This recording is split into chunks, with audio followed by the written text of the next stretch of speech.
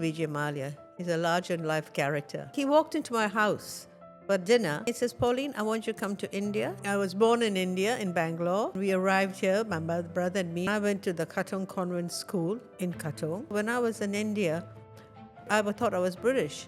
It's only when I came to Singapore I realized I'm Eurasian. And it's all right to be Eurasian. I never heard the term Eurasian until I moved to Singapore. We have everything. You have, because of the multiculturalism, and not the Indian, the Chinese, the Malays. My husband came from a big, big family. I never thought much of cooking till I was getting married. We got married here in Singapore. He comes from Hong Kong. Hong Kong was much more sophisticated than Singapore. It was very exciting, very different. Actually, Hong Kong is when I would say I really came into my own. I opened my own firm called Design Decors. I had to bring up 2 kids on my own. I'm really Australian too. I guess it's home to me now. Australia was the first country I went to that everybody spoke English. We went to Bangkok. I went there very depressed. We weren't in a good stage of our lives. I made such friends. Even till today, it was such a social scene. I met such interesting people and made, more than that, lifelong friends. Thai cuisine is wonderful. If I could say the next best cuisine in the world, I'll say it's Thai food. Now we are living in Sydney, and actually I was on the Gold Coast. When I started doing the book, it didn't matter whether I got it published or not, actually, in the end, because I started enjoying the process of doing the book. The matriarch of the family, you, will have your cooking recipes and secret family recipes that will go down generations. But this is now disappearing. Yes, right? This is why I did it. I wanted, especially Saskia, I want her children and her grandchildren, all your children too. Talia the other day was saying, Auntie Pauline, I'm going to make this from your book. I'm going to make that from your book. All my kids cook. Form the cockles of my heart. To think that, you know.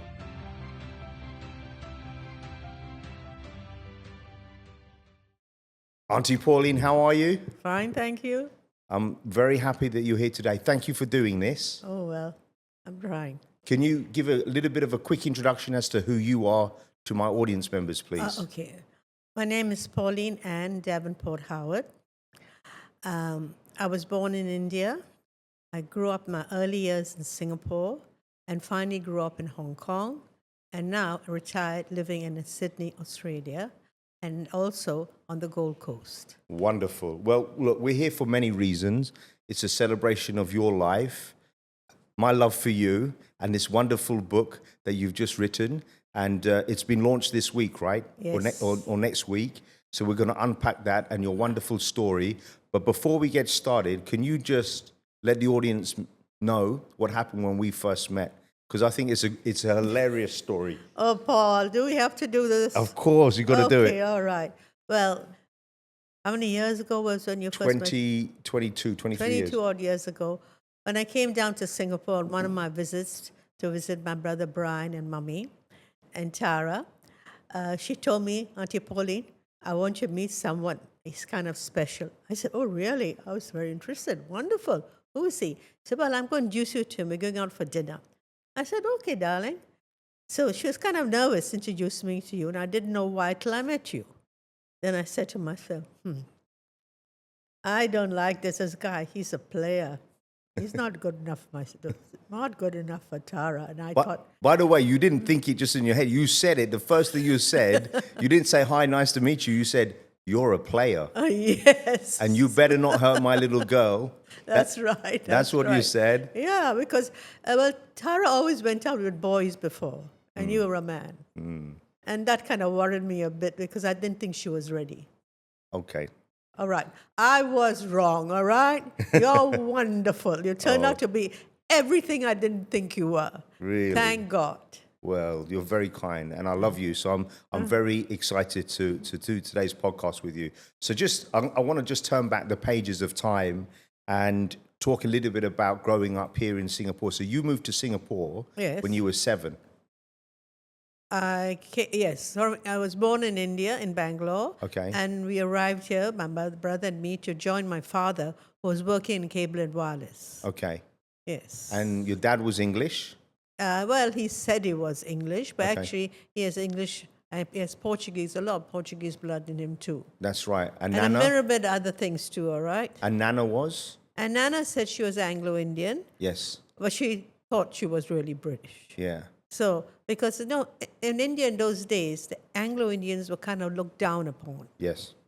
So I guess the Anglo-Indians of a certain class, which Nana was, they affiliated more with being British. Yeah. Well, she spoke the Queen's English, and she was such an elegant, determined, strong woman. Yes, I know. Right? Tell me all about What it. an amazing woman. Had the pleasure of living here for many years. So, from your perspective, growing up in Singapore, what was it like? Because back then it's very different from today. You grew up in Katong? Yes. We came to Serangoon. We lived in Serangoon for a while. Okay. Then we moved to Katong. And I went to the Katong Convent School in Katong. Right. It was called the Convent of the Holy Infant Jesus. Okay. And my brother Brian went to the male equivalent of Okay. it next door called, I think, St. Patrick's. St. Patrick's. That's Yes. right. Yeah. Got a bit of reputation, apparently, as a bit of a rough school, but a good school. Oh, they were excellent schools, very Yeah. excellent schools. And then what was it like? Did you fall in love with, what was Singapore back in the day? Well, it was all very confusing at the beginning, but in the end, I got into the groove of it, I realized also when I was in India, I thought I was British. It's only when I came to Singapore I realized I'm Eurasian, and it's all right to be Eurasian, Yeah. and it's because Singapore is such a multicultural city. You know what? I never heard the term Eurasian until I moved to Singapore. And I'm Really? Eurasian. I never heard of it before. Yeah. Yeah, so interesting. Yes. Actually, I don't know if I told you this. My grandfather lived in Serangoon back in the day. So funny. You lived in Serangoon No, too? my grandfather did. Oh, your father. My That's right. grandfather did. Yeah, it was Chinese or Singapore Chinese. Yeah, correct. And then, when did you fall in love with cooking? Oh my goodness.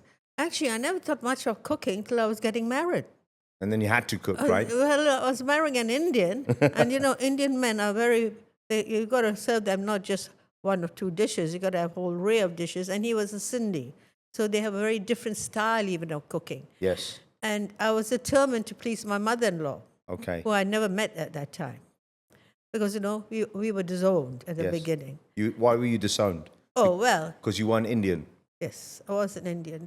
And the Sindhis, the way he comes from, they never married out of their race in those days. Yeah. And in fact, they had a thing called akai. What's that? Akai is like your status. Okay. And the Sindhis have a hierarchy who belongs in each slot. It's the caste system. Yes. It's not like caste system, but somebody has akai, that means a surname, a name, right? Yeah. And some don't. So the family that I'm married to, my father-in-law was a very, very strict authoritarian. Really? And when his first son, my husband came from a big, big family.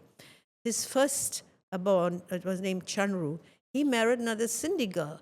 And he got his own because she didn't have akai. So you were really out of it. So I was way out of it. No, there was not even a question of being in it. But we got married here in Singapore. He comes from Hong Kong. So when we went to Hong Kong, he got a very high position. He was his own, so he had left. He came from a very wealthy family. Mm-hmm. So he lost everything when he married me. Wow. Which kind of very romantic, you understand? So when I went to Singapore, I went to Hong Kong with him, and I had Tiana, then my firstborn. His mother actually said, she looks kind of Indian. I can make her look Indian. So she got me dressed up in a sari to meet my father-in-law, and she told me how to parapau. Now, parapau is when you take a sari and you cover your head and you bow before your elder. Ah. So she got me all dressed up one day, and I met my father-in-law, and he said, all right. So anyway, my husband was back in the family. Ah, okay. But it was all business, all right? Yeah. He was back in the family because he was, my father-in-law figured an American is paying him so much. Yeah. Why? He's my son. He should work for me, right? Yeah.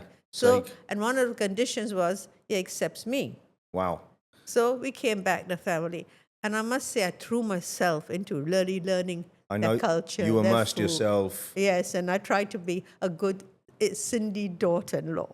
Well, Actually, I quite enjoyed it. It was fun. of course. Well, look, I want to unpack that, and then we'll come on to how you had an amazing career as an interior designer, Oh my God, working with Vijay Mallya. Oh God, that's another stage of my life. My life has so many different stages. Of course. So I want to unpack all of it. So just to go back to Singapore, I think for me, what I'm curious about was, living here.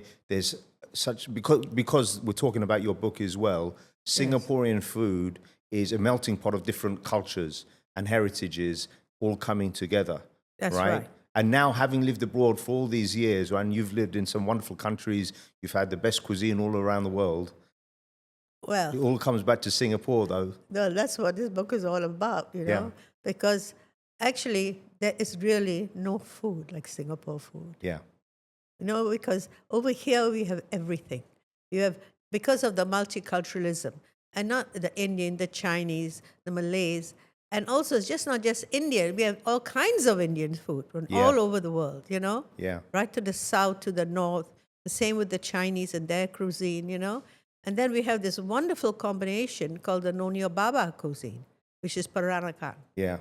And that is so unique. Yeah. It does not marry. I haven't tasted that sort of taste anywhere. That was my mum's favorite type of food, by the way. Your mother was a Peranakan? Yeah, and she Wow. liked that type of food. So and did you grow up any food? No, not much. Really? Because she left Singapore when she was 14. Oh, I see. And because she had an Irish husband, as you know, having an English husband, a lot of the cuisine was designed around my dad's appetite. Absolutely. But it evolved over the years. But I want to tell you a quick story that you may not remember. So when I first met Brian, your husband, my to-be father-in-law, unfortunately passed away before we got married. But I'll tell you something that really made a difference. Tara and I had been dating for 4 months, and she was in Hong Kong with her friends on a trip or a business trip, I can't remember. And he called me up. It was Friday evening, and we'd only been dating for 4 months. He said, "Paul, where are you?" I said, "I'm out having drinks with a few friends." He said, "Come and have a few drinks with me and my friends." I said, "Be my pleasure." So I did that. We had dinner. And then he had a chauffeur driver, as you remember. And then he took me to another friend's house. Oh, and then God. he took me to another friend's house. That's typical Brian. Yeah, and at first I thought, is he testing me? What is it? And I realized afterwards he's almost kind of showing me off and introducing me, and he's enjoying all of that. And this is really what cemented our relationship, me and Tara in many ways. He said, "Why don't you spend the weekend? I'll cook you breakfast in the morning." And I thought, wow, and I said, "It'd be my pleasure." And as we were walking into the house, he put his arm over my shoulder and he said to me, "Paul, you are like the son that I always wanted, but I never had." Wow. 4 months. And then at our 1-year anniversary, as you know, he was a bit of a rogue when it came to the ladies. He wrote us a love letter wishing us happy anniversary, 1-year anniversary. And he said, "I think you're going to make it all the way."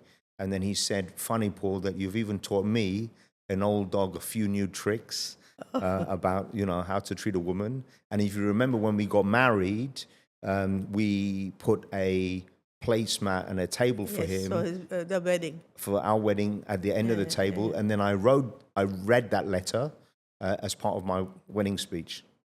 I told you, if you're going to talk about Brian, I'm going to cry. It's all right, but that's serious. But I had to pay respect to him because I think that was very important. And then I think because also the wonderful thing about Singapore is a lot of people are mixed in terms of their heritage. I am mixed, you are mixed, Tara's mixed, and therefore he was accepting of me. And it helped that he was president of the Eurasian Association. So it was in his deep subconscious. Now, we're going to unpack this story of the book, but I want to know, when did you think about writing it? Oh, well. When did it start?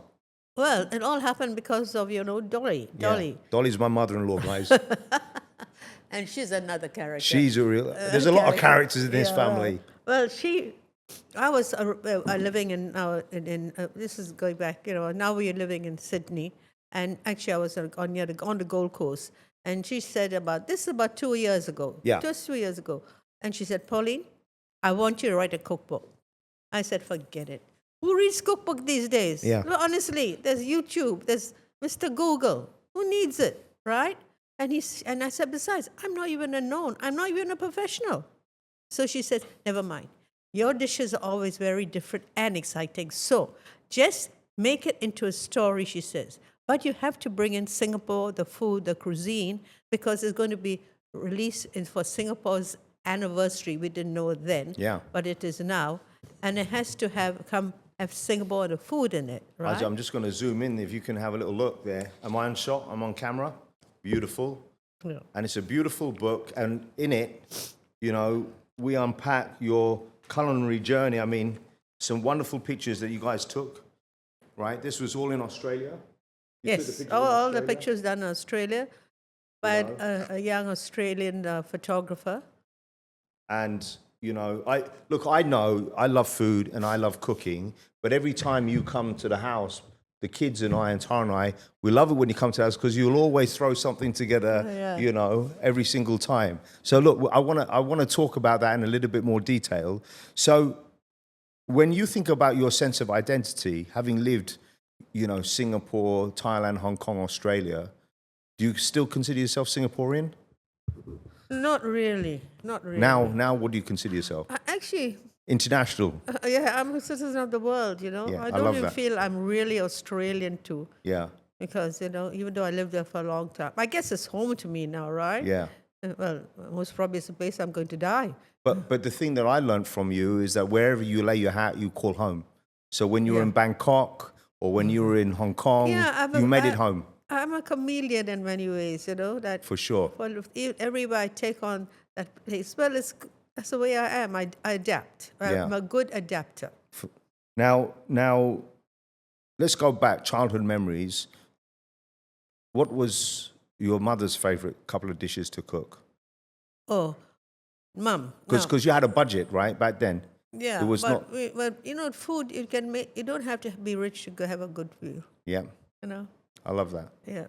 So, Mum actually was not a good cook. You know what? She made the best scrambled eggs I've ever had. Oh yeah, scrambled eggs, panan. That's what she did. Right. But remember in India, they did the cookhouse or the kitchen was not even in the house. It was away from the house. Yes. And Mum grew up in a sort of very rarefied atmosphere. She had bearers, and it was very much like the upstairs, downstairs sort of thing. Yeah. Because her father was a commissioner of police of Bangalore, which is like kind of a mayor town. So with it came all the perks. Okay. So, she had bearers. She even had a governess. I had a governess. Can you believe it? Wow. When I grew up at the beginning. But explains a lot now. Now I know. I didn't know that. So Mummy never went into the kitchen. So when she came to Singapore, she does also, there's a wonderful dish called I call it the Anglo-Indian palau, for want of a better word, because there's no dish, but it's Nana's dish. Yeah. It's the way she makes her chicken, her palau. Can you make chicken. it? Yes, in my book I make it, but I made it with salmon. No, I mean, can you make it on this trip when you're here for me? You've had it, Paul. No, I want it again. I love it. All right. And that's one of Tara's favorite dishes as well. If we have time, okay. And by the way, Nana, so what happened, guys, was Tara's dad died, unfortunately, very suddenly. And later on, Tara and I got pregnant unexpectedly and very quickly with Caden. Yeah. And Nana's reaction was priceless because Tara and I sat on the end of her bed. We were all living together at that point in a small house in Jalan Wajik. And she goes, "Paul, how could you?" But she was laughing. She was actually very relaxed about it. Yeah, she was very relaxed about it. And then when you think about your favorite meals growing up, like for me, when I smell certain foods, it brings me back to my childhood. What were your favorite dishes growing up? Growing up, I really can't remember. You talk growing up in Singapore. Yeah, in Singapore. Growing up in Singapore. Well, I loved kolo mee. What's that? It's actually quite specialized. I don't see much of it. It's actually like dried mimi, but dried with wonton, roast pork on top. But it's not, and it's served with the soup at the side. Okay. And the noodles are tossed in a special chili sauce. Oh, nice. Yes, it's delicious. Actually, I haven't had it for a long time. I was trying to know where we get it now. But in Katong, where we grew up, was pretty common in the coffee shops, you know.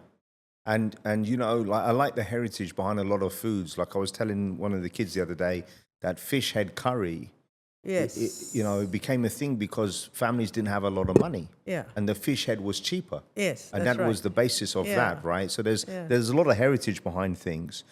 Now, 23, you moved to Hong Kong. Were you already married? Oh yes, I was, So- I was married about for 2 years. I had a 1-year-old daughter. I didn't realize. So Yeah. Tiana was born in Singapore. Tiana was born in Singapore. I didn't know that. I Yeah. didn't know that. Okay. Yeah. And actually, she met her husband here as well. Yeah, She met that's Andrew right. here. Singapore has a lot to do with There's us. a lot. You know. It's a point we keep coming back as a family. For sure. I guess so. You know, I've got deeper heritage in terms of Singaporean roots than Tara has in many ways. You know, my family's been here for many generations. So the area Boon Lay in Singapore is named after, I think it's we worked out, it was in my great-great-grandfather. You know? Really? Yeah, so there's a lot of heritage. So moving to Hong Kong, and back then, what year did you move in? Moving to Hong Kong. Yeah, what year was it?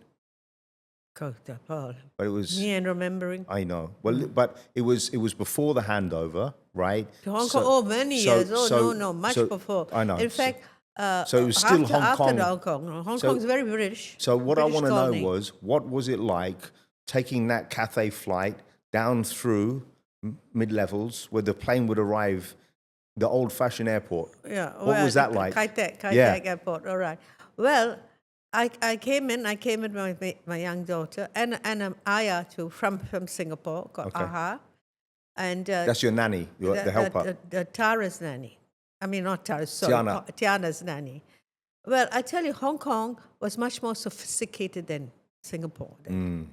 And of course, because my husband came from a wealthy background, I kind of moved in a quite a wealthy society, right?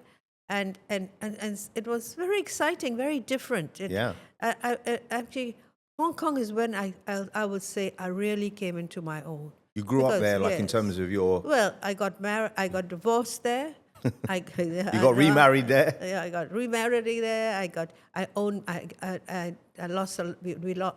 We lost everything. When I married ex-husband, I left each other. Yeah. I had to bring up 2 kids on my own, and I opened my own firm called Design Decors with my mentor, Molly. That's Molly Odell. She had a great influence on my life. She's an amazing woman. Yeah, she was lovely. And she kind of was the business manager, and I was the designer. Well, tell me about that journey. How did you guys meet and then decide to go into business together? Because a lot of friendships don't last business. Oh, that lasted such a long time. Well, I met Molly actually just before my first husband and I were breaking up. Okay. And then, so she saw me when I was at like a Tai, you know, Tai, Yeah. good lady of leisure, Yes. with a lovely home, 2 young kids, you know. And then she said, my husband and I kind of broke up. It was a very abrupt, dramatic breakup, right? And very, very painful for me.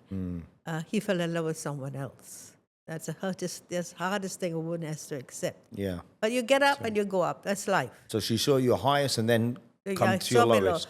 Well, then at that stage, before that happened, I knew that I had a thing for designing houses. So I designed my own house, and my friends saw me in my house, and they asked me to help them with their houses, and that was what I was doing. So when this happened, the breakup, I knew I had to start making some money, right? So I went into design business, and as I was getting into it, Molly just said, I'm going to come along and help you and see what I can do to help you. She came in as a friend just to help me, you know. Wonderful. And then that gradually became into a business. And she was never a business manager herself. In fact, she was a radio broadcaster. Oh, I didn't know Right, that. very different. But like you, she's very elegant, you know, very Yeah, stylish. lovely woman, Yeah, woman. beautiful. She's 94 years old, girl going strong today. Amazing. And she has a boyfriend. And he's 21, right? He's younger though, right? No, he's 96. Really? Yes. Wow. Wow. And they still spend weekends together. That's Tell you. amazing. Amazing. So you set up the business, and then how long before you won your biggest client, which is Mr. Vijay Mallya? Oh, yeah. Well, quite a bit. I was there for about, the business really took off, right? And then Vijay actually came to my house for dinner. That's how I met him.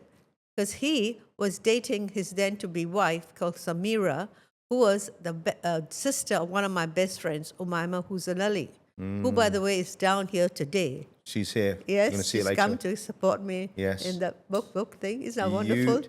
Years, 60-odd years. By we've the been way, friends. that is a testament to anyone listening to this about long-term friendship. Oh, I have such long-term You have a friendship. sisterhood with all these wonderful women, which is really amazing. And just out of curiosity, before we go into Vijay, was your client, was it very broad? Well, basically, terms of- start out with the Sindhis. Okay. Because, they started with the Sindhis. And then I branched out. We had different clientele. And And it was residential mainly or commercial properties as well? residential, and I did offices too. Did you? Yes, I branched out offices too. Well, the one thing about you is you've always been able to turn your hand to anything. Well, almost. Yeah, but you've tried and you've been very successful. Yeah. And then, and Vijay had you flying around the world, right? Vijay coming into my life, well, everybody knows Vijay Mallya. He's a larger-than-life character. Yeah. But I met him when he was very young. And it was very different then. But still, he had this. He walked into my house for dinner, and I just come back from Bali. So I did a lot of Balinesian artifacts around, and at dinner I'd always decorate my tables. Yeah. And he kind of liked this Balinesian touch. So there and done, he took me and says, Pauline, I want you to come to India. I'm going to give you a place called Manwa. It was like a seaside resort area, and it was an old farm. And he wanted to take that. His idea was to make it into a resort in the end, but personal, just for him. So he took this old farm building, and he just brought me there. Just took me there, got his guys around, and I'll never forget, that was a start. Bang. After that, he took me I did his places in Bangalore. Now, Bangalore's when I was born. Full circle. Yes. Yeah. I did he had a huge office building. I did his home in Bangalore. Then I did, projects for him that just went on for years. Yeah. And he took me to London in the end. And I did his homes in London, which was a big country estate. Amazing. That was an amazing job. So, But you know what? That must be difficult because when you're decorating someone else's house and you've got that kind of budget and you come home and you've always had lovely houses, it's got to be difficult because you can't spend the same budget, right? well, I tell you what happened then, why I decided to get married again after being single for 17 years. Tell me.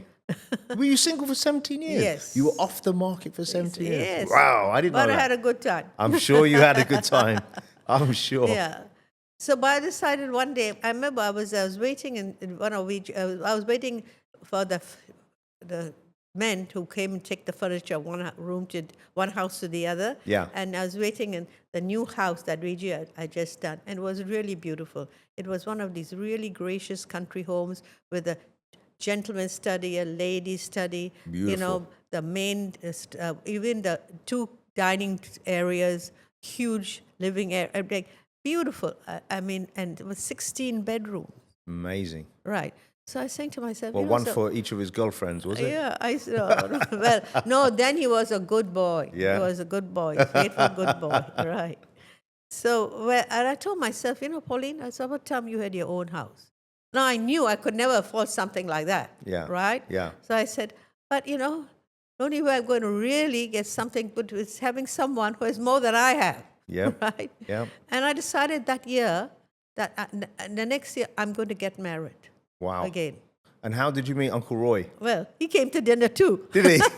Who did? Please tell me he didn't come with another woman and then No. What happened? Poor Roy. He came in very unexpectedly realizing what was going to happen. But I guess, if you believe in... Fate? Yeah, and two people getting attracted just at the same time, right? Yeah. But I knew before Roy, like he did, he was much more conservative, taking things easy. He's an English gentleman. Yeah, he had no idea. He had no idea. But I knew within 3 weeks of meeting him, Yeah. I'm going to marry this man. Really? Yes. That's crazy. That's, by the way, I said to Tara after 2 weeks, I'm going to marry you. And she You said... know, don't you? Yeah, and then she said to me, you're full of shit. And, well, look, let's describe Uncle Roy because he's an English gentleman, but he himself is a trailblazer because he left, the UK and moved to Canada when he was, I think, 17. He was very, very young. He went to Kitimat. Yeah, so he was an adventurous man, to say the least. And then you started dating. Yeah. And then what makes me laugh, his first wife was called Pauline. That's true. Isn't that funny? So you started dating, and then after 3 weeks. Well, I didn't tell him anything, of course, right? But I knew this was. How did you? I'll tell you why I'm going to ask you this. Talia's been asking me. This is my first daughter, my second child. She's been asking me, how did you know Mummy was the right one? So how did you know Roy was the right one? I don't know, something, because he was, first and foremost, I think I was ready. Yeah, timing is important. Timing is very important. And number two, I got tired of playing the scene too. Yeah. I believe in marriage. Yes. I thought and he had all the qualities I wanted. Yeah. Yeah, I didn't, he's very stubborn. I didn't realize that. Yeah. Yeah. But he had all the qualities I thought I wanted, You know, at my wedding, you gave a speech.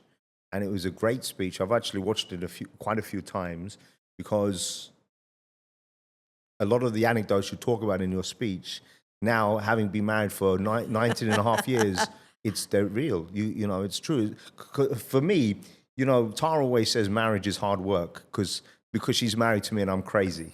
But for me, marriage You're lovely crazy. I'm lovely crazy. Thank you. But for me, marriage is very easy because I'm married to Tara. And she's absolutely amazing, and she's very steady. She's wonderful. I think marriage is a matter of balance. Like you and Tara, like you're much more like me, and Roy is more like Tara. You know, they are the winds beneath our feet. You understand? They're steady. They're there. Yeah, and we need people like that to keep us down to earth. And we're the emotional crazy ones. Yes, I know. So then, after your first date, how long before you guys got married? Oh, a few years. 3 years. Okay. That's how long it took Roy Howard to propose. Yeah. Roy, terrible. He got there. He got there in the end. And then at that point, was he running his own business at that stage? Yes. He had just I met Roy at a stage in his life where he had been very successful. He was running his advertising agency. business and his publishing business, and Roy was ready for retirement then. He was only 55. Yeah, right. He'd obviously and done I was well at Hong Kong right at the height of my career, and I wanted to go on. And I persuaded him to stay another 2 years in Hong Kong. Oh, really? But he really wanted to go. He said he had made sufficient money to retire. Yeah. And so he said, and he wanted actually to do what he loves doing, which is, I call it whittling wood. But actually, he's a master craftsman. He is a master craftsman. And he spent the first few years of our marriage, a fair good 10, 15 years of marriage, making some most amazing furniture. It's so intricate. Really, it's very really, intricate, really intricate and all that, It's funny because the thing about Uncle Roy that I admire so much is that he's very composed. He has his integrity is the core of who he is. That's right. That's the word I want to say. He was a man of integrity. He's a man of integrity, and I feel this way about life. He's got a no dickhead policy. He doesn't suffer fools, right? That's true. That's true. So, but going back to cuisine, he's very particular, shall we say? There's an article I have called "When You Marry an Englishman" in the book, and it's actually what it is the saying Rudyard Kipling: "East is east and west is west." Yes. And there the twain shall meet. Yeah, great saying. And that's exactly Roy where it comes to food between Roy and me. So do you have two different dishes most every evenings? Night. Yeah. Every night he sits over there and he has his bangers, his mash or his roast beef or his very favorite lamb chops and mashed potatoes and peas. Yeah. And I'm there with my wonton soup, my chilies, my not curries so much. I'm not an advocate of curries, but I like Chinese cuisine. Do you travel with your chilies? Chili sauce, yes. Yeah, you do, 100%. Yes. You're still a Singaporean girl, deep down. So talk about the Sindhi community in terms of, I want to know about the home that you lived in and the flavors, because all of a sudden you were being immersed to this new world when you were in Hong Kong. And how did that have an influence on your cooking? Well, how did what have influenced my cooking? The Sindhi community and being in a Sindhi family. No, because each Sindhi home has its own unique taste, right? Yeah, because Sindhi cuisine actually is like early Peranakan cooking. Oh, I didn't know They that. don't have any really Sindhi restaurants to go to. That like thing now, and they didn't in old days have Peranakan food basically cooked at home. Right, that's what the Sindhis are at the stage they are. Their food currently is at home. Okay. And it's quite unique in the sense that it's an Indian cuisine, of course, right? But it's a very different taste and a flavor than any other Indian food. And I'm curious, did that, growing up or not growing up, be married in a Sindhi family originally, did it have an influence on your interior design style? No, It didn't. nothing. In fact, I had to educate the Sindhis. I'm sure. They love everything that's big and gaudy and brighter the better. You know, if someone was to ask me what if I could get you to cook me a dish or decorate a room for me or a house for me, the style I would ask you to do it in, both the food and the look and the feel, is Moroccan. Because I think you do Moroccan phenomenally well. Yes. Right? Yes. I love that. The Moroccans is Moorish. Yeah. Right? Yes. And it comes from the northern northern African and Arabia. Yes. The architecture there. Stunning. I love their architecture. Yeah. The Moro architecture. They're the ones who actually build the best domes and the best Stunning. things.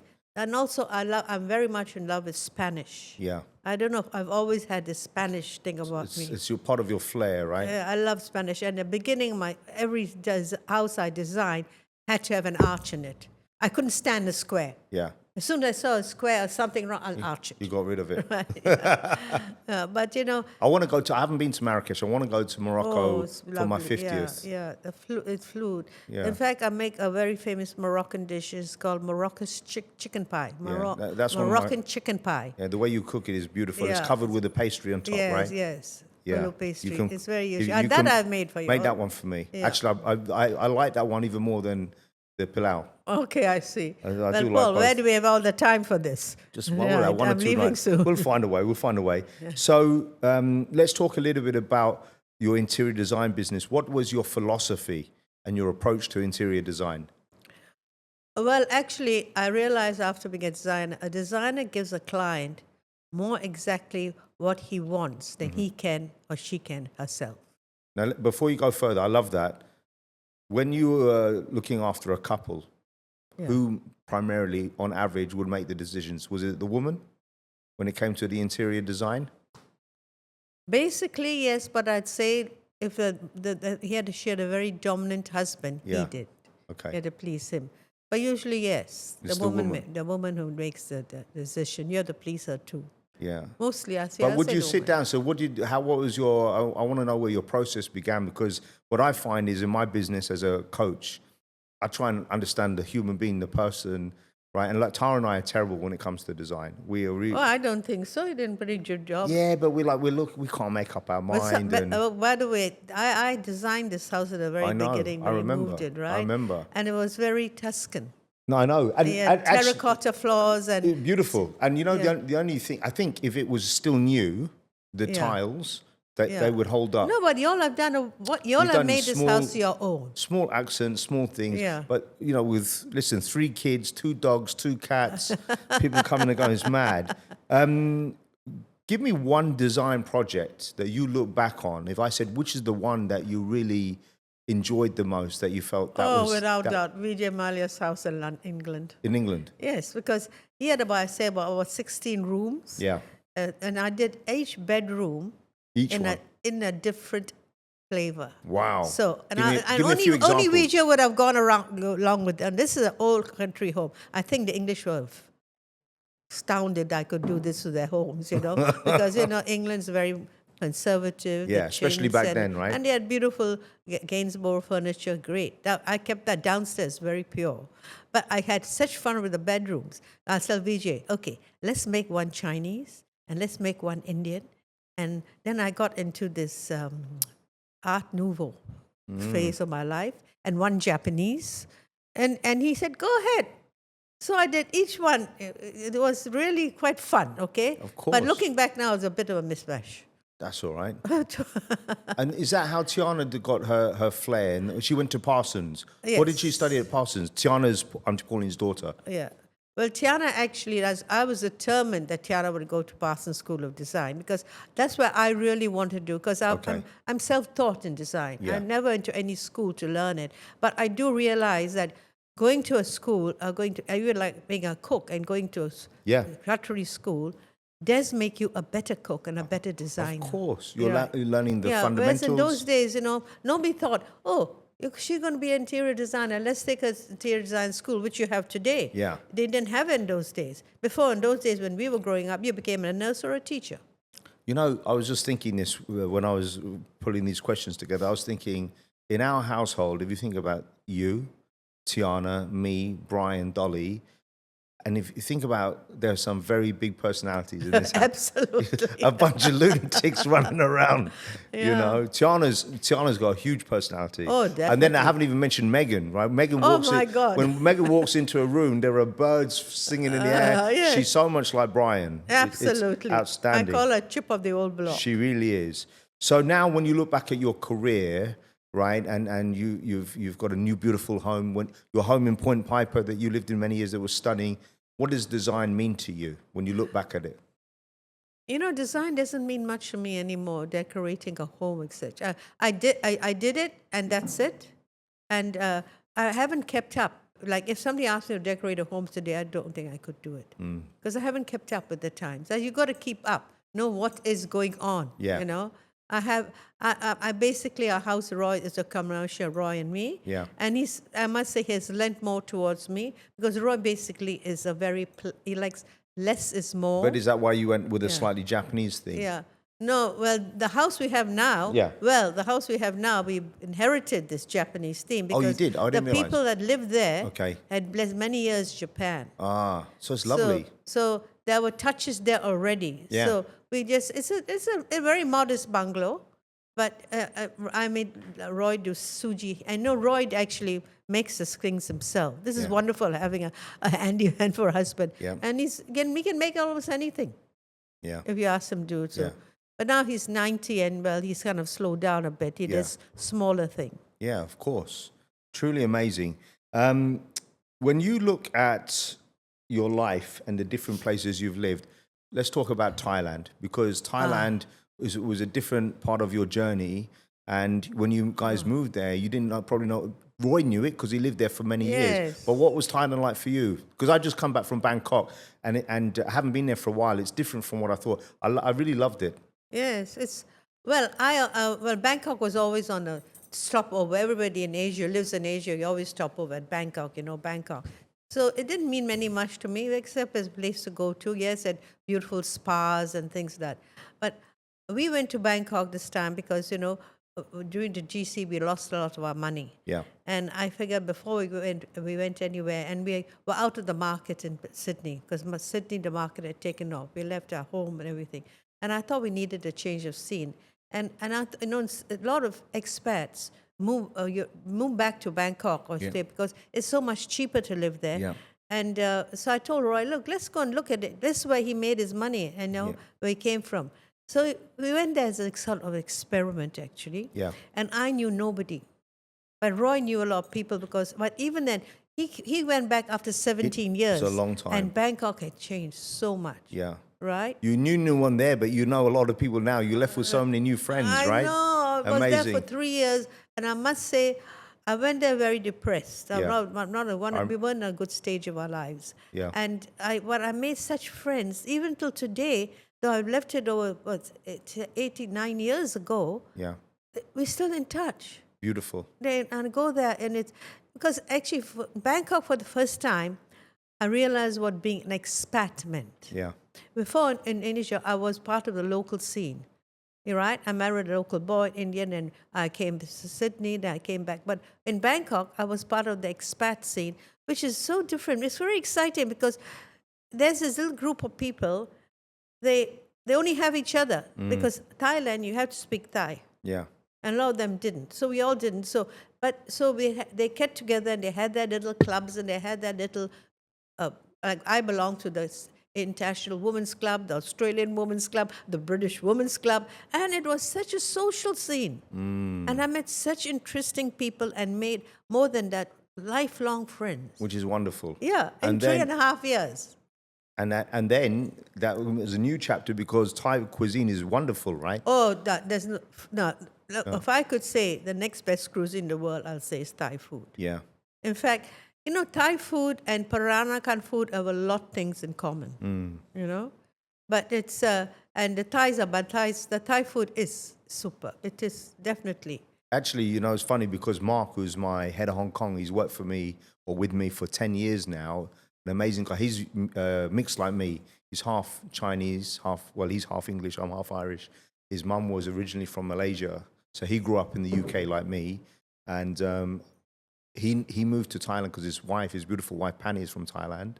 And she actually grew up as a child in the palace because her family worked there. And they had just had a baby and COVID happened. So they didn't want to be stuck in a small apartment. But they live there now and they're very happy. And actually, I have to say, I always was put off Bangkok because I went there over 23 years ago. And the thing is, it depends where you go. If you just go to certain party areas, it's not the same. But I took the two girls and we saw Caden there. And one of the things I love about places like Bangkok and Hanoi and Hong Kong is there are a lot of roof terraces where you can have a drink or a coffee in the evening. Yes. And I just love that vibe. Right, yeah. Do you know what I mean?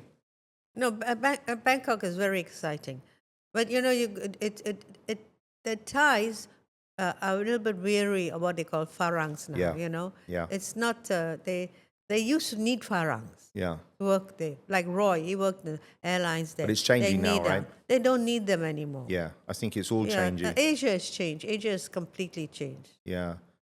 So it's and I think Singapore is amazing. What's happening to Singapore? Yeah, it's evolving very quickly, very rapidly. It's like I can't believe it when I come here and see what's happening. I'm very proud of it. Well, I tell my kids, like the girls didn't know, and I said, if you grow up in the UK, a lot of my friends save a lot of money to come to Thailand, to Bangkok and Phuket for a holiday, and it's a once in a lifetime trip. And we're lucky because for a couple of $100, you're there. So don't take it for granted. You know what I mean? And we the girls and I stayed in a hotel a bit away from Caden. I thought we'd get a nice hotel. It was quite reasonable. And then I said, how much for a suite? And it was like an extra $80 more a night. And we got a suite and the girls were over the moon. They were very happy. Yeah. I want to bring Tara there. Talk to me about what you've learned about love and marriage, because, to me, marriage is sacred. It's something you must, to me, it's everything, right? Yeah. And I used to think that the children were number one and Tara was slightly behind them, number two, because when the kids are young, they need you.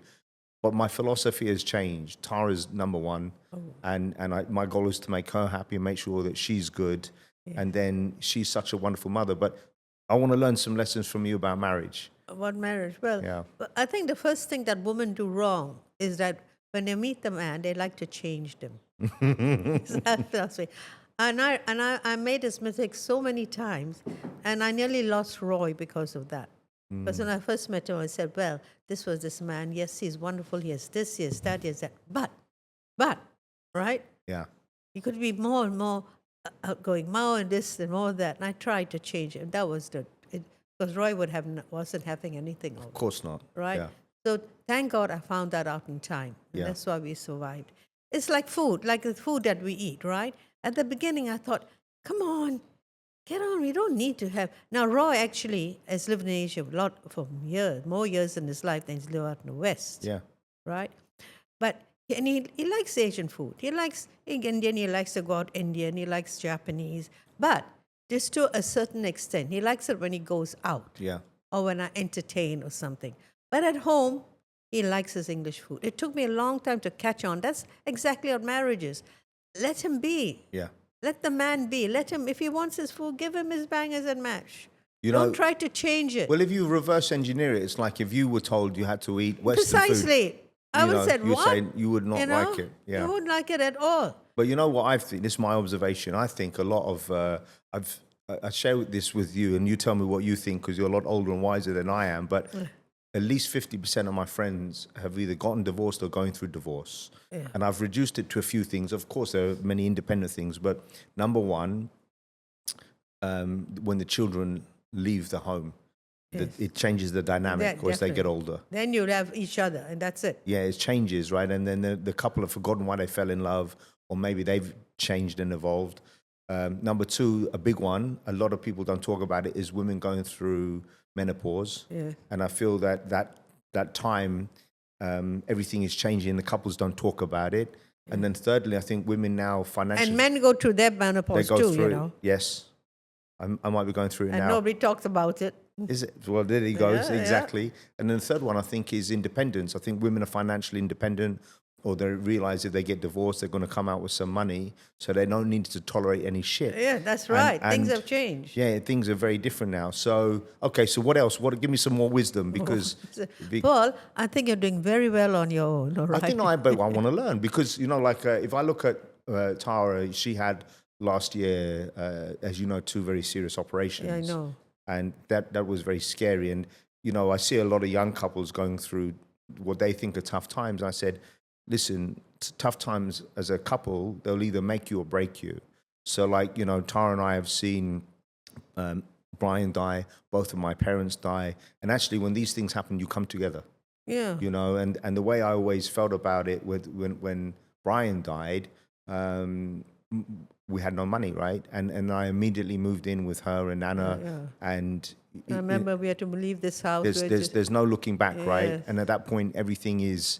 Thank God we had Jalan Wajik. Huh? Yeah, we worked as a family. But no, I'm just curious, because I think it's great for me to continue to learn, and other people, because you're in a great marriage, you were in a previous marriage, so you know the difference. Well, I think the difference, my first and my big difference, because my first husband, basically, he was an alcoholic. Okay. And that really cracked the thing. And of course, and also he was an international playboy to begin with, right? And I like the way you said an international playboy. yeah, he was, he was a fly me to the moon sort of guy, He had a lot of money, and he had a very he was very charming. But it was a big learning curve in my life, the breakup of that marriage. Because, to me, marriage was forever. Yeah. It was a shock of my life. And but I'll say that the other person, first and foremost, you've got to have somebody you can work with, something to work with. Yeah. Right? Roy had all the basic qualities, right? So that was easy. Yeah. When you find it. You have the same family values. Yeah. But it took me 17 years to find someone like that. Yeah. It's not easy. That's why I always remind Tara how lucky she is to be married to me. No, I don't really. But talk a little bit about when you went back to Australia, or when you moved to Australia the first time, because Australia's... I'm not sure how I feel about Australia. It's evolved, because the first time I know you don't like Australia, you said. Well, you know why? Because the first time I went was to visit you when you lived in Sydney, and I on 2 occasions I experienced racism, and I was with Tara and Caden. He was like less than a year old, and I thought, I don't like this. And it put me off. And I've been back again recently a few times, and I'm starting to feel differently about it. It's an amazing country. It is. It's very beautiful. Really, yeah. I think it's one of the safest places in the world to live. We're very health conscious, all Aussies are. And look, and also Aussies are very down to earth. They're very down to earth. Very down to earth. So they don't care how much money doesn't really make such a big point as it does. You know what I mean? So yeah, this is, and what I love living was what made me feel more at home in Australia was the first country I went to that everybody spoke English. Okay. You can have a English conversation with your taxi driver. Yeah. Which I remember I always lived in the East, right?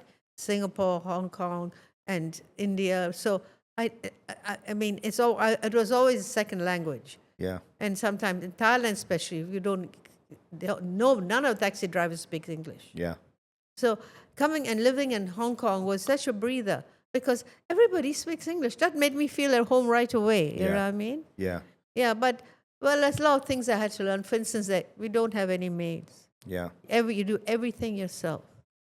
And that was another learning curve to do. Well, I had the reverse because, like my British friends won't know this unless they're very close to me, but like I've got 2 helpers. I know. And where I come from in England, if you've got a dishwasher, you've hit the jackpot. You're doing well, son. Do you know what I mean? No, and here, I know, it must be, for you, it must be a difference, It's right? very, very, very different. Yeah. But the thing that I've realised about Australians, because there's a preconceived idea that Australians, because they're very laid back, they're lazy. Oh, they are a bit. But they're not. I must say, them are Australians, okay? They are very laid back. But they're laid back. But what I realised in the 2 trips that I've made, and listen, I've been fortunate. I'm working with some very senior people that are go-getters, but they're laid back in their approach, but they get shit done.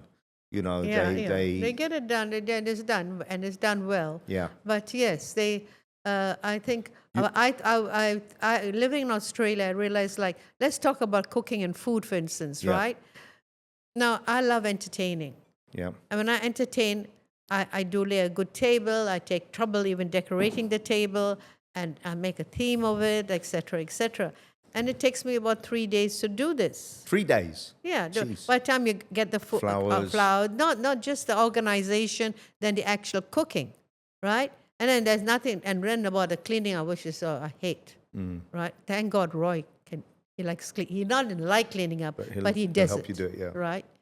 But my Australian friends, they can't believe the trouble I put into a meal. Yeah.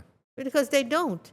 Nowadays in Australia, I'm really ashamed to say, everybody eats out. It's food, that takeaway food, and things like that. I think that's and that's the same in Singapore. But that's why we still eat. I think, well, if Tara had it her way, she would get cooking all the time. But like my goal is, I try to still cook 2 or 3 times a week for the family.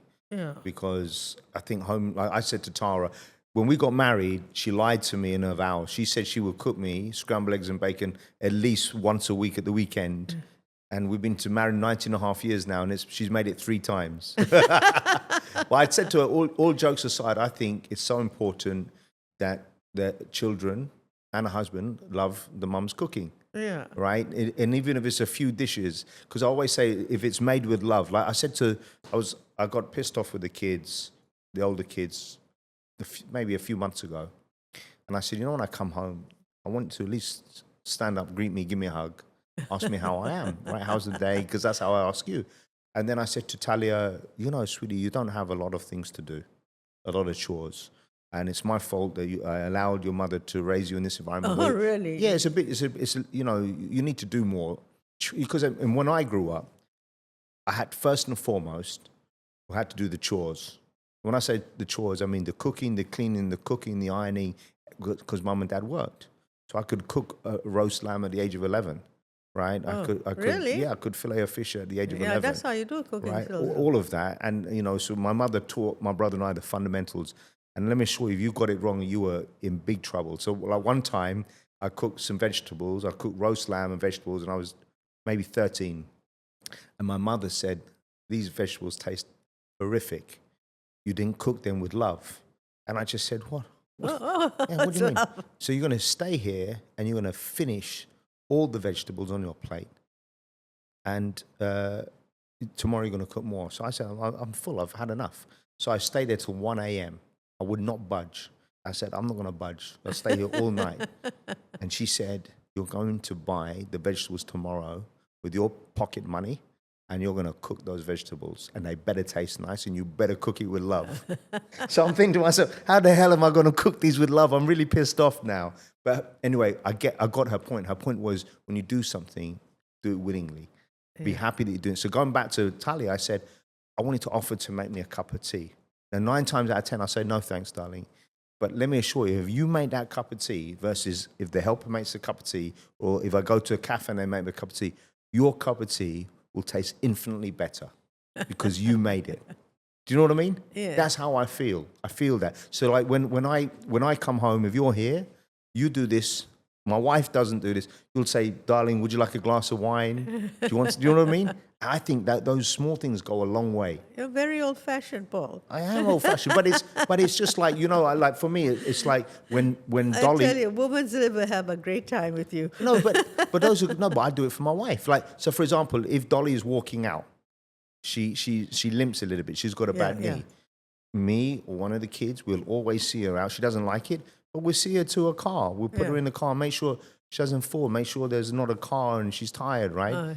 That's just been not just No, a I gentleman. think it's lovely. I think it's lovely. That's what it is. And then talking about compromise and changing people, I always use this lyric with Tara because she hates it if I post a picture of me working out or a video. She hates it.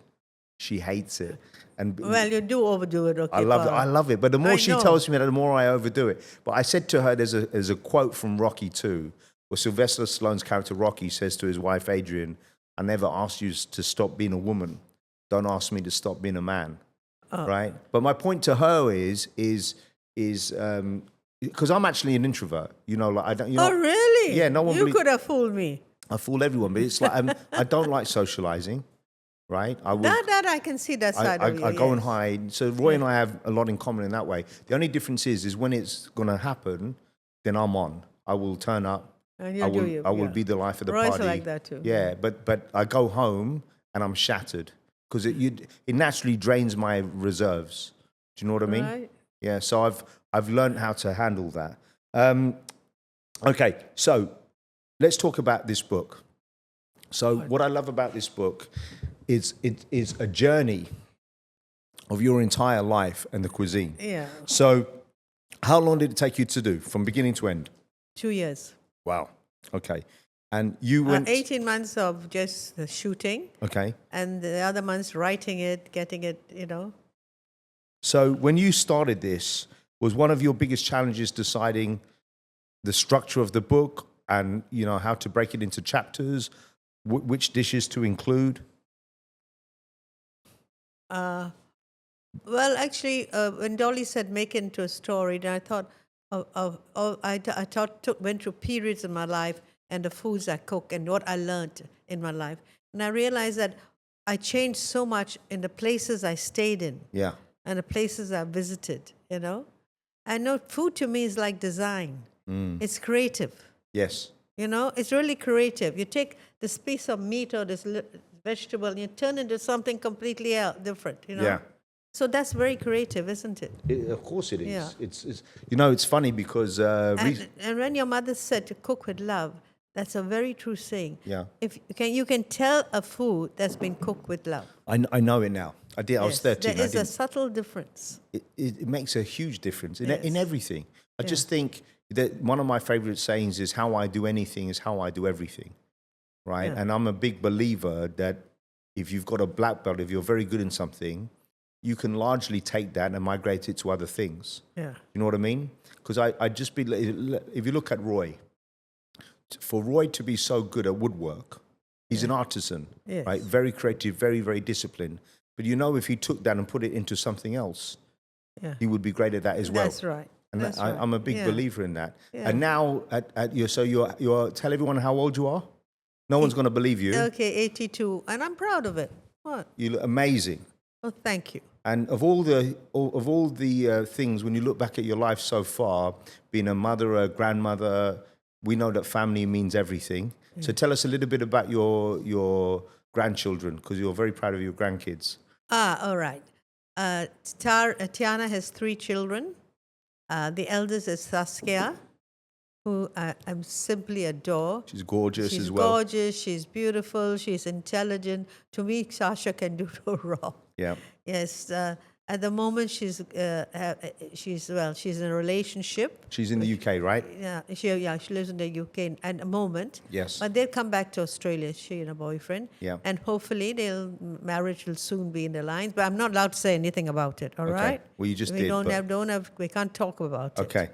And then there's Christian, Yeah. who's a real nerd, but brilliant. Yeah. He came in the first 10 in the whole of Australia. Wow. Yes. And Is in his academic grade, you mean? his academic grades, he's very guessing.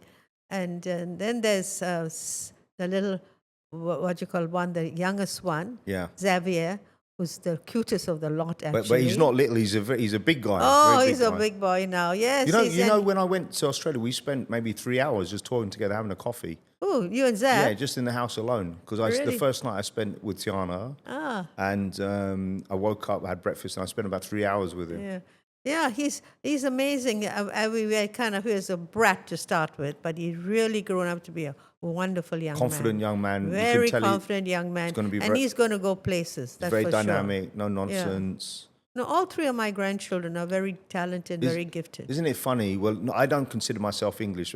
I consider myself British because I don't have any English blood in me. Yeah. But isn't it funny that you, Tiana, both married Englishmen and Tara married me? Yeah, right? yeah, all of us married Englishmen. quite Oh my funny. God, that's true. I never thought of it before. Yeah, Yeah. It's very true. Yeah. And I'm very looking forward to, so on next, I think it's on Friday, This is coming Friday. you're having a launch yes, at, the National Library. which is amazing. Yes. Tara was worried about you doing this book with her mum. Yes. Because she felt there was pressure, right? Because she always wants the best for you. Yeah. And she was worried it wouldn't go off well. But these things, they always work. No, Dolly and I got along well. Dolly was absolutely amazing. I've got to give her. I never thought she'll do it. All right. I didn't doubt her for a second. Huh? The one thing Really? I know, Oh, well, I didn't. let me tell you something. I'm 48. I've been in sales for 30 years. I've never met someone that's more prolific than this woman. She walks around with a sheet of paper with handwritten names. I've heard her call 50 people in a row, Yeah. non-stop. Yes. She is on a. Yeah, when she's on a mission, I should not have doubted her for a moment. She's a force of nature. But when I started doing the book, it didn't matter whether I got it published or not, actually, in the end. Because I started enjoying the process of doing the book, Yeah. And I thought, oh, well, I'd like to get it, of course, published, but if I don't, I'd have it gone maybe into another format. Yeah. But actually, this book was never about making it a commercial success. I know. I'm just happy it's this done. And it's something I'd like to give to people if I could. You know what I mean? Yes. Well, of course, you've got to be practical too. You can't just give away books, take money to make, right? But the thing that you're also overlooking is historically in a lot of families, the matriarch of the family, Yes. will have your cooking recipes and secret family recipes Yeah. that will go down in generations. Generation. But this is now disappearing.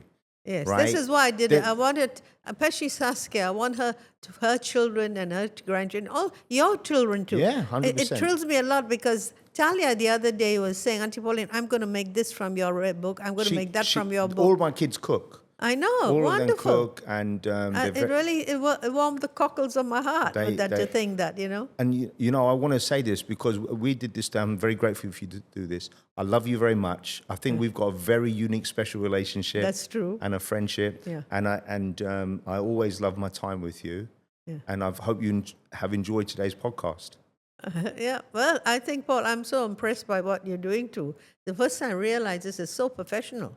Yeah. You know what it is. What did you expect, Pauline? Well, but it comes so natural to you. You know what I mean? Yeah. Well, the thing is, And people you don't- actually made me feel Relaxed. I was so tense about this whole thing to begin with. But you And know now I'm the- quite relaxed. But firstly, we're friends. Apart from being family, we're friends. That's the way I see it. And what I learned in my time, because I've done recruitment for 30 years, I've been interviewing for people for 30 years, but this is a little bit of a different format because most people are not used to talking about themselves. Or it's certainly not in front of a camera. Yeah, that's right. And I think a lot of people... But you made me forget the camera. There is no camera. There are no No cameras. cameras, But that's right. but what I always think people overlook, I don't know, a lot of people have imposter syndrome. I get that, or they're not sure. But I personally think everyone has a unique story. That's true. And Everybody has a story. They really do. And and you know what? No one's really asked me about this, but where this kind of idea came from, because take away the microphones, there are a few influences that led to me wanting to do this. And I think the format will change over time. Do you remember that show, This Is Your Life? Yes. Right? Yes. So Eamon Andrews, he'd have a big red book and he's Yeah. that's kind of what my show is about. It's about someone's life, their career journey, but also I've always had an old soul. So as a child, my mum would be talking to my aunties or her friends around the table, and some of my friends would be playing, and I would often listen to their stories. And my auntie Eve, in particular, who's my mum's younger sister, she was a family lawyer for years, and she ran her own firm, and she would tell amazing stories. And a lot of it was hardship about what families were going through, what was happening. My dad was a storyteller. If you think about it, you go to the pub. Yeah. What are men doing? They're telling stories. And that's where I got enamored with stories. And you've got an amazing story. Well, thank you. Well, Yeah, and we only there are a lot of ups and downs, though. But it's yeah, but that's life, isn't it? yeah. But everybody has a story. Everyone They has a take story. anybody out there, they have a story to tell. And look, it would be remiss of me not to touch upon my beautiful wife, your niece Tara, because as you know, she is truly, truly an amazing woman. Absolutely. Tell me a little bit about your thoughts on Tara Maria Davenport Quinn. Tell me, how do you feel about her? But how I feel about Tara? Well, Yeah. well, she's the brains of the family to begin with, all Yeah. right? I mean, if Brian was alive today, he'd be so proud. Yeah. So, but she is unique because she's a kind of rare human being that she's so unpretentious Yes. and so humble in a way. She's made so many books, for instance. Yeah. We don't know about it even. Yes. She's actually quite the opposite of you. Yeah. 100%. But actually, when I met her, she was more life. She had more life to her, as in a bit more flamboyant. But I think over time she's found herself. Sure. And I think because being a mother's had a Changes great deal, things. changed a great deal. And Tara is a true academic. I realize this now. Her joy, her focus is academia, Yeah. and that's where she really thrives, Yeah. right? But that's why she'll never be a good cook. Who cares? I'd I- rather be an academic than be a good cook. But I disagree with you about that, because I tell you now, I said this to my mum. When she first met my mum, Yeah. you talk about when you met your first mother-in-law, and like Nana, my mum was very stoic. We flew to Ireland. My mum shook her hand. For God's sake, she didn't even give her a hug. Well, it's very English. Just exactly what Roy's parents did to me. My mother. That's very British. Very British, stiff upper lip and all Yeah. this shit. And my mum, and I love my mum dearly, but she had this weird thing where she didn't want me to have an easy life. It was a weird thing, like I think to an extent she resented me having a helper. And, I said to my mum, when you grew up in Singapore until the age of 14, you had 5 helpers. She came from a very wealthy family. And I was telling her this about Tara. And my mum was very, very clever. She had 2 degrees, a master's, and is the wisest person I've ever met. But I did say this to my mum, because I think she thought Tara had it easy, in many ways. Really? I think so. And I said, Mum. Well, I can understand that coming from where she comes from. I know, but like I said, because my mum did a master's, Tara's done 2 masters, but she didn't have home help. She was working full time. And I just said, Mum, the reality is you could have had all that help. I could have had all that help, and you wouldn't have been able to have accomplished what Tara did, because she's very capable and brilliant. But the one thing I think people underestimate Tara, a couple of things. I think it's a lot more naturally easy than it is. It's not. She works. She's the hardest worker I've ever met. I know. Too much. Like, she's a workaholic. Yeah. She works tirelessly, and I do believe that when she applies herself. So if you look at this, she never grew up doing sports. Now she's working out twice a day. I know. She'll go for a walk. She'll exercise. Yeah. She looks better than ever. That's a good influence of you in the family. I think. Well, I hope so. Yeah. And what she really is to me is the most amazing mother. Oh, definitely. There's no doubt about that. And that very, very, she is. So I'm grateful, and she had a very unique relationship with her dad, because he largely raised her, because her and Dolly got divorced. But the influence on her, the women in her life, you, Nana, of course, Dolly, I think that shaped her. So thank you. I love you, and I hope you enjoyed today's experience. Thank you very much, Paul. Love you.